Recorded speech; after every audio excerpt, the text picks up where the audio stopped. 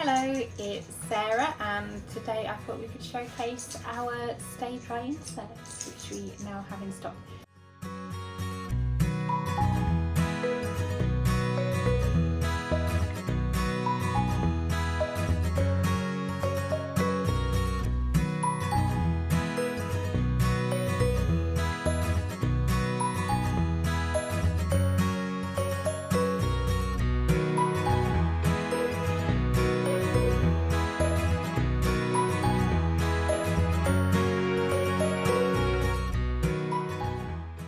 So this is a pink one.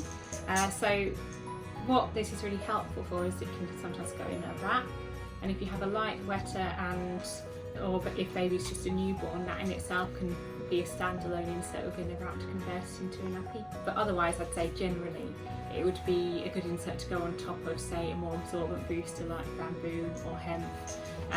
However, what I would say is quite thick. It's got quite a luxurious feel because it's got 3 layers of, firstly, fast absorbing microfibre in it, which is really nice, and then you can feel it's quite substantial in that sense.